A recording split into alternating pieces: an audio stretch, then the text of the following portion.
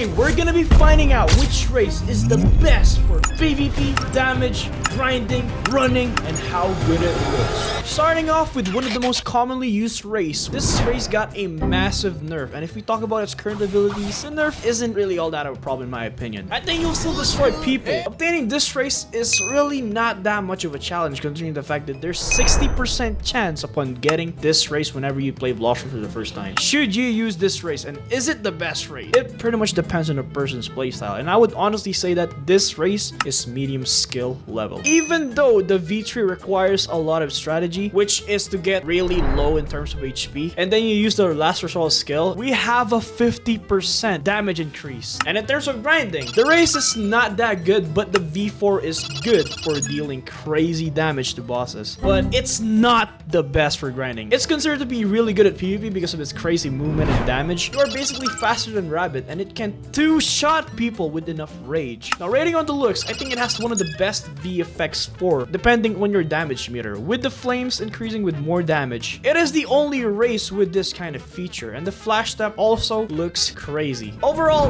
the race is a good balance of PvP and grinding, but it's more into the PvP side. And if I have to rate this, A tier. Now for the Rabbit race. It has two abilities plus increased speed and maxed out stats, just like any other V4s. The Whirlwind ability costs small tornadoes upon dashing and deal damage as well as stun, and can cancel certain moves. The downside of the Whirlwind ability is that it can easily be dodged. However, it does prevent the enemy player from easily chasing you. It can also be amazing if someone has broken instinct and you manage to stun them temporarily. And as for the Lightning Cloak ability, it makes your dashes much longer. While this ability may be amazing for chasing, you can still be stunned or potentially have someone predict your movement and stun you after your long dash. It is commonly considered as the fastest race in Blox fruits, but the human race easily debunks that statement. Anyways, enough with the V4. Let's talk about the V3. It basically gives the player 4 times speed for 6.5 seconds. And if you pair this with Pella Helmet, you basically turn it with a flash. If we talk about the grinding part, I wouldn't say it's really good for grinding. But for the PvP part, I also wouldn't say it's really good for PvP. I'll give it a C tier. Now it's time for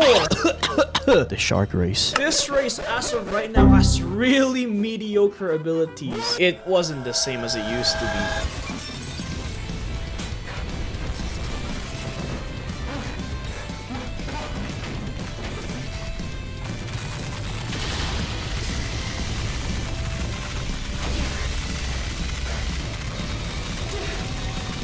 So the abilities are the shield and the slowness, as well as the ability to swim in water. And you have the maxed out stats like every other V4. Every time you inflict damage on NPCs or player, it regenerates your shield. Although while this race used to be one of the best race in the games, unfortunately, they nerfed it to the ground. The V3 ability used to give 80% defense and lasted for 6.5 seconds, but after the nerf, it gives 70% defense and lasts for only 4.5 seconds. These changes has literally ruined the race, and the V4 shield used to give you 100% defense, meaning as long as you constantly inflict damage on people to regenerate the shield, you were indestructible. Currently, this race is at the brink of extinction, and in my personal opinion, C tier. And the next race that we're gonna be talking about is the Angel race. It is one of the most annoying race in the Blox community. This race can flip the battle with its broken healing abilities, and it has an insane mobility for air camping. If you fight someone on a 1v1 and they have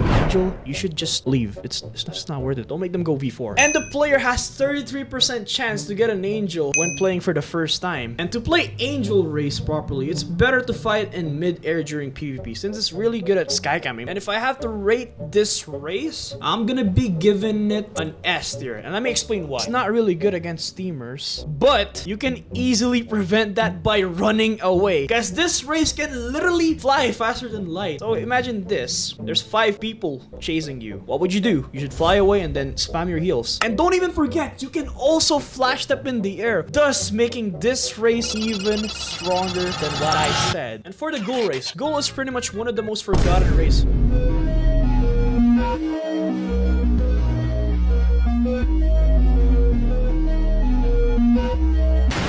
Obtaining it is pretty simple. You just need the curse cap and the Hellfire Torch and a little bit of ectoplasm. To play it properly, always spam AoE skills. And if I have to describe this in terms of PvP, I'd be giving it an 8 out of 10. When you are in V4, you gain 20% cooldown reduction, and if you pair this with Swan Glasses, you gain 28% cooldown reduction, which is insane. And then you have 17% life leech against NPCs and 28% life leech on players. You can also use the Ghoul race with Sanguine Art, making it so OP because the amount of lifesteal you are getting is so much. You can also use this with Buddha for easy grinding. The domain expansion ability deals damage to enemies and prevents them from healing. When it's nighttime, the Ghoul race is very fast, and the effects of the Ghoul race is just so good. Just look at this, it's literally so good. And overall, if I have to rate this a B tier, yeah, I'll be giving it a B tier. To be fair, it's really easy to obtain and you don't need to spend fragments just to switch it back. It's better than Rabbit, it's better than Shark. I guess it's fair to give it a B tier. Alright, so it's time for Cyborg. This is personally my favorite in Blox, considering the fact that I deal with teamers all of the time. I mean, yeah, it's kind of obvious. So far, they still haven't nerfed or buffed this race, and a lot of people would agree that if this race was used properly, like every other races, it'll be unstoppable. But the cons for this race is... I don't know. I'm not really too sure what counters this race other than Angel itself. But even so, it also counters Angel. So it's more of a Dragon type against Dragon type. And in order to obtain this race, it's really a lot of a hassle, because this is how much pain you need to endure. Okay, so after doing all that, I can assure you that it's gonna be worth it once you have this race. And if I have to rate Cyborg, I'll be giving it an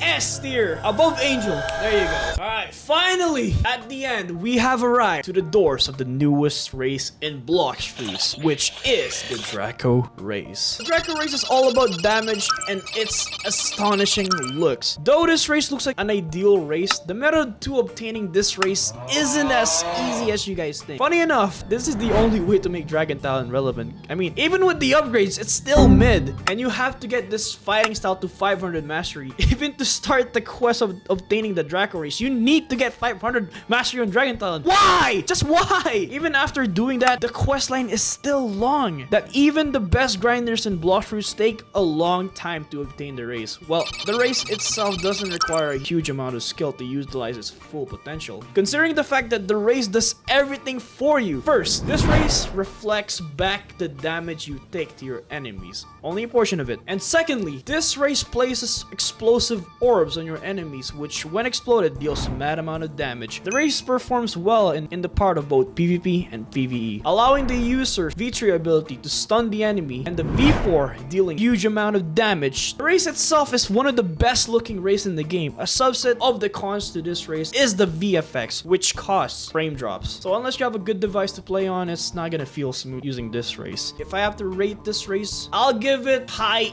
A tier, above Human. And this is my race tier list. So the best race in my opinion is Cyborg.